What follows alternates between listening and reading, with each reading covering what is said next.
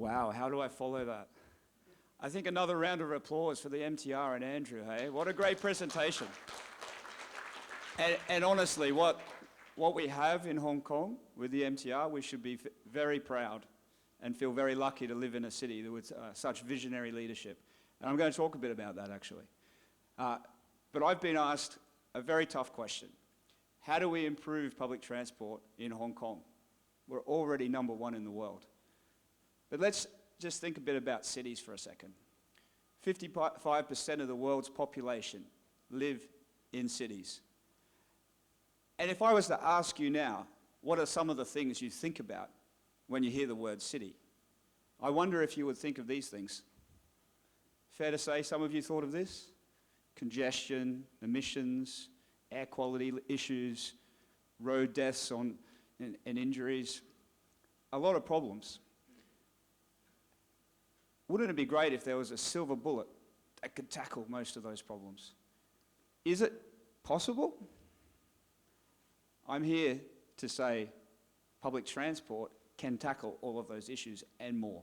Most of the problems we face in the world today in our cities can be solved in part or full with public transport. We actually don't need new technology. We don't need new innovation. We've got all the answers we need right now to tackle a lot of these problems. The biggest challenge we have is making it happen, and the governance and the ability to execute on these things. And I think MTR has a tremendous track record of delivering, but most cities in the world struggle to actually implement projects. So how can we improve Hong Kong's public transport system? I'm going to go straight to the answers. 3 answers I give you. 1, we give buses the same priority and the same focus that we just heard about the MTR to lift bus infrastructure to the standard of the MTR. First thing. Second thing, we deprioritize cars. And it was interesting, Andrew touched on that in his talk as well, about one of the stations being designed first for the cars, second for the train. Well, didn't even mention buses, like we're way down there. Third, cities for people, not vehicles. And I think Andrew very much touched on that in his presentation in a very constructive way as well. The soul of the city is its people. The purpose of a city is to serve its people. And unfortunately, in the modern era, most cities have been built for vehicles, cars, and not for people. The older cities were very much built for people, and we need to get back to that mindset. And if we can do that, I think the goal should not be to have the #1 public transport city, but to have the most livable city. Who am I? I run Citybus here, Bravo Holdings, the owner of Citybus. I've got a background also in property finance, property development before I moved into transport. I'm 3 generations in buses. My father started a bus business in Australia that's now the largest and probably leading public transport or bus and ferry provider in Australia. I've also had experience running buses in London, in Singapore, Hong Kong obviously, in the Americas and the UK. So I know a little bit about buses. I'm probably a bit biased towards buses, but actually when I talk about buses, I'm talking about public transport because, well, let me get to that. So, world's #1 public transport system, Hong Kong. Now, why do we score so well in these rankings that come out on a regular basis? Well, I think, you just heard the previous presentation. I think that's a big reason. We have 90% of our trips on public transport, #1 in the world for that, by a long way, actually. I think Singapore is around 70. And that comes on the back of the density, partly because of the geography we live in, and partly because of the foresight of the planners, and the MTR and having the nodes around transport hubs is really smart design rather than urban sprawl, which many cities, particularly modern cities, suffer from. We just heard the performance of the MTR. This is a big reason why we score so well. But also we've got an extensive bus network across Hong Kong. My company moves 1 million people a day. KMB moves almost 3 times that. And we also have an incredibly cheap system. You might not like hearing that, but actually our fares compared to other cities are incredibly cheap. So you put all those things together, plus a 24-hour service, you put all that together and you get very good scores, okay? But that's a blessing and it's also a curse, because sometimes when you're at the top of the game, you can think, well, we're the best, we don't need to improve. But actually, we do have some blind spots. We do have some areas that drastically need attention. And let me talk a little bit about that.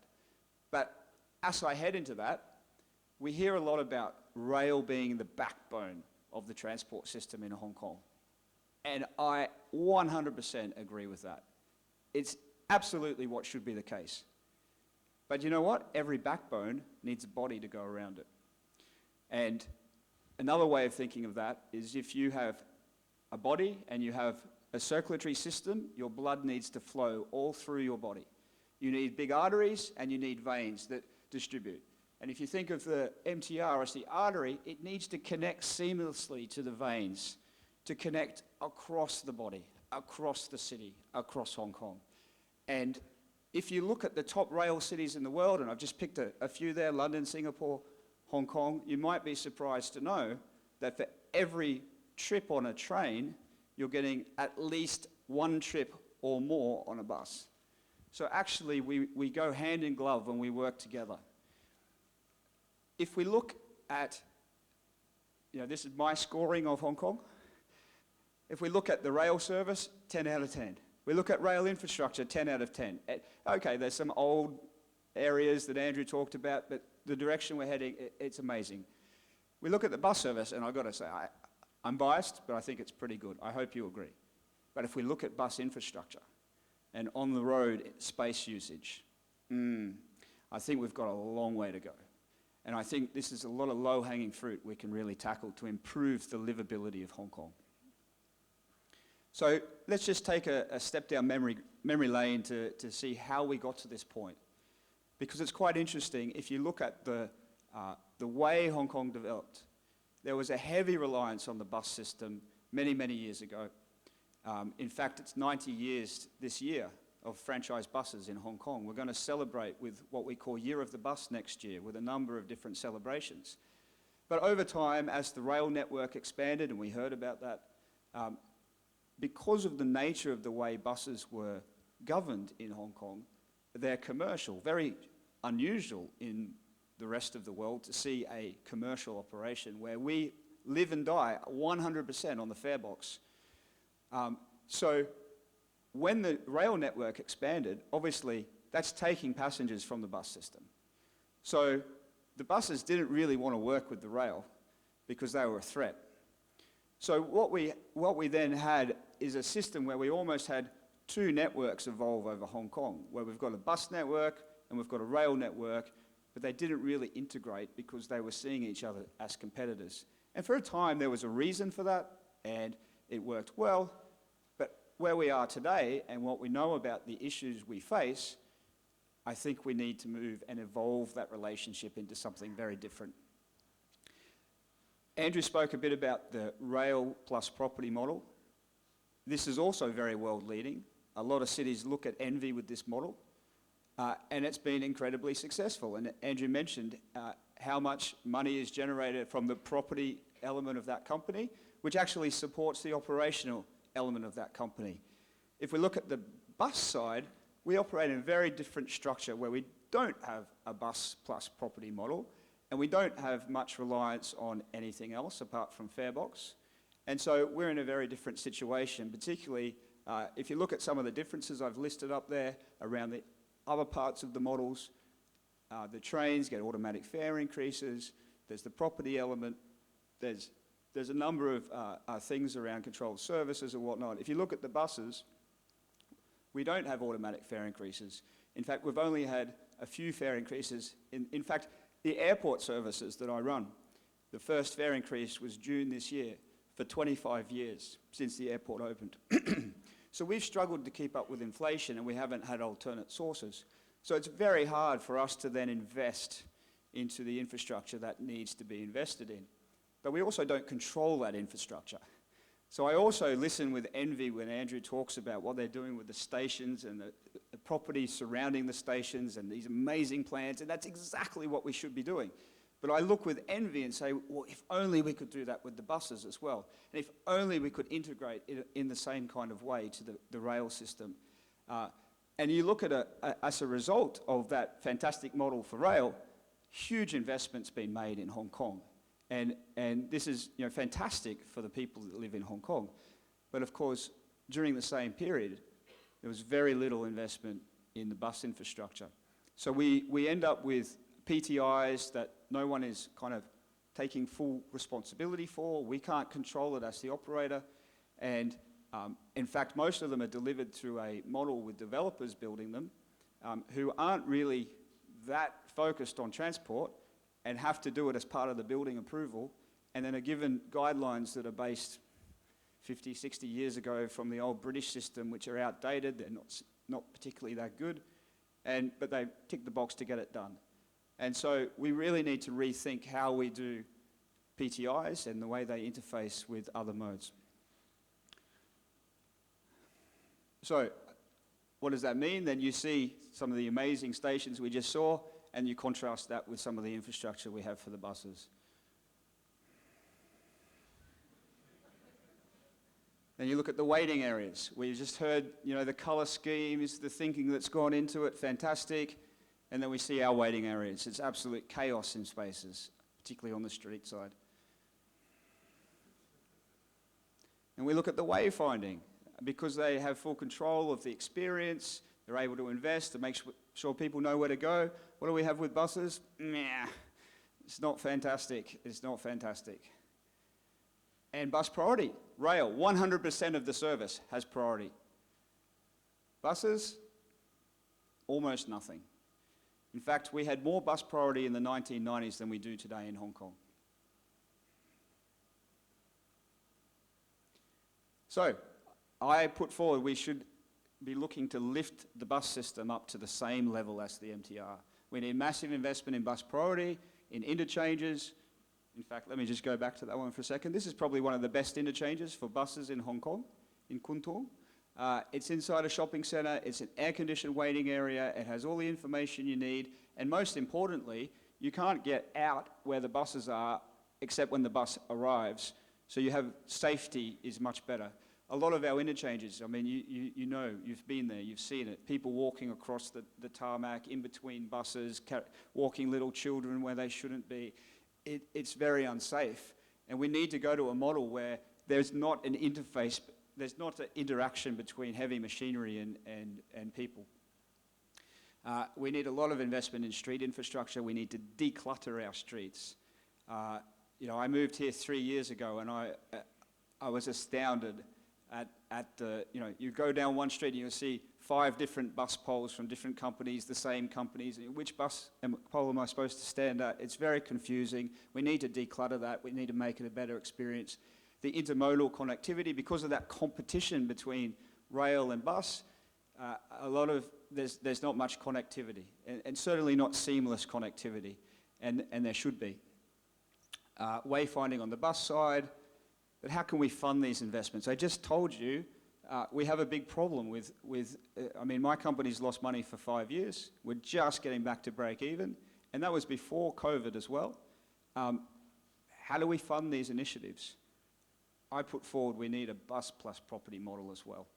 We need to follow the example of our big brother, the MTR, and get ourselves up to that same level. But we can't do that with keeping on with the status quo. Second thing I want to talk about is deprioritization of cars. I actually had war on cars originally, but I thought maybe that's a little bit too controversial at the moment, but it's a huge problem. It's a huge problem. This statistic is staggering. This is Hong Kong Island. If you look at the number of private cars as a percentage of vehicles, 50%. You add taxis into that, almost 30%. So you're looking at about 80% of vehicles are cars, compared to about 7% buses. But then if you look at the other side of that, 8%. You're going from 8% of the vehicles, but actually the trips, this is on the road, this is not including underground, this is on the road space, 88% of the trips are on bus, including minibus, private bus, and franchise bus. And yet, 78% of the vehicles account for only 5% of the trips. Oh my goodness, when I saw that statistic, I could not believe it. And you would think, with that logic, there would be a huge priority given to the buses, given how many people will benefit from that. However, here's another startling statistic. This is the number of vehicle licenses in Hong Kong.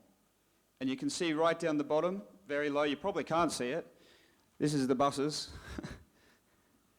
And the line that's gone exponentially up is the private cars. In fact, in the last 10 years, it's gone up 25%. This is becoming a crisis, ladies and gentlemen. What do we need to do? We need to restrict private cars, either through congestion charging like London or capping licenses like Singapore. And we need to focus urgently on bus priority to complement the MTR system, or bus-only lanes, bus gating. There's a number of things that we can do to give priority to the buses, because nothing comes close to the efficiency a bus brings to the road system. In fact, if you take one metro moving 50,000 people per hour per direction, and you wanted to do the same with bus priority or BRT, you would have 35 metres wide road. If you wanted to do that with cars, you'd have a 175 metre wide road. That would basically wipe out the whole of Hong Kong Island. So there's a lot of other cities moving in a big way into bus priority. It started out as the kind of poor man's or cousin of the rail, where cities couldn't afford a rail system. They put a BRT in, but actually it's evolved far more than that. It's very complementary to rail, particularly in areas that don't stack up from a feasibility perspective. And if you look at bus priority in Hong Kong, 25 kilometres. The rail system's 240 by comparison.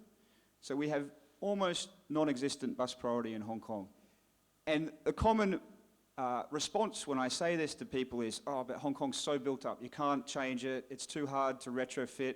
Well, here's Buenos Aires turning a 16-lane highway into a 10-lane with a bus corridor straight down the middle and completely transformed the way the city functioned. Here's my city, Brisbane, where I grew up, and I watched it evolve over the decades, where we had a very car-centric city, and it turned into a pedestrian-free area in the middle of the city with the bus and rail system underground, and a bus priority system complementing the rail system. In fact, they called the bus system Metro 2 and made it look like rail, because the perception of bus, unfortunately, is not as good as rail. But why not? Why shouldn't it be? Stations were built for the bus system, and this is all retrofitted into an existing substantial city. You can see the main area, it's all become pedestrianised. There's no cars. It's all about the people, like Andrew was talking about. Why can't we do that in Hong Kong? We're world's #1 when it comes to public transport. Why aren't we talking about this? Here's Singapore. Singapore are starting to leave us behind with their thinking around some of these things. New corridor they're building. Where are the cars? Push them away. Let's prioritise the buses and the people and create connectivity and an environment that's safe and friendly and livable. And that leads me into my third point. We need to focus on cities for people, not for vehicles, following on from exactly what Andrew was saying. There's a big trend in the world at the moment in many cities on exactly this point, but we're not discussing it enough in Hong Kong. We're not focusing on this. It's not just about below ground and the backbone. We've got to do the same above the ground. Here's a vision in New York to reclaim the streets for the people. And what do you see that's required to make that happen so you don't have a problem of the blood not being able to move around? A bus. They're very simple, because you can take out 130 cars for one bus. Here's a fantastic project. I'm sure you're all familiar with it. Super exciting project, but of course notice that they've had to do the development for the people one level up, because the ground level, once again, has been built for roads and cars and infrastructure. It hasn't been focused on the people. So we've had to push up the construction to another level. That's a bit sad in my mind. And actually that whole forefront area, if we had a complementary system design between people and buses and push the cars out, we can transform the way the city centre works. Here's some other examples. You see the Netherlands, the old photo with the vehicles, now it's all about people. Here's taking back an overpass and turning it into a park in Boston. Here's one in Dusseldorf, very similar along the waterfront. I can think of a lot of places in Hong Kong that would work very well. And here's, once again, the new vision that Singapore's heading down, where it's all about streets for people, deprioritising the cars. But of course, you need the buses to be able to do that. It doesn't work if you deprioritise cars and then no one can move. You need the carrot and the stick. So why do we need to invest in bus infrastructure? I think it's pretty obvious if you've lived in Hong Kong. When you walk out of these beautiful, fresh, architecturally designed MTR stations and you walk into the bus station and you're like, did I just leave Hong Kong and go into another country? What's going on here? Why? Why? It comes down to the models we operate under, and we need to rethink that. We need to not let down our brothers here in the rail. We have fantastic bus network, but we need to lift up our infrastructure. And guys, like, when I say to people, we need a bus lane in the tunnel, where 80% of the people travelling in peak hour in the morning are on 8% of the vehicles, we could save half an hour for every one of those people every morning. It's a no-brainer. But no, it's too controversial, Adam. This is too controversial. Why is that controversial? It's just mathematics. In fact, I think the cars would flow faster, actually, if you did that. And then streets for people. What do you get if you put all those things together? Not only the world's best public transport system, but the world's most livable city. And that's what I think we should be aspiring to. Thank you, ladies and gentlemen. Thank you very much, Mr. Leishman.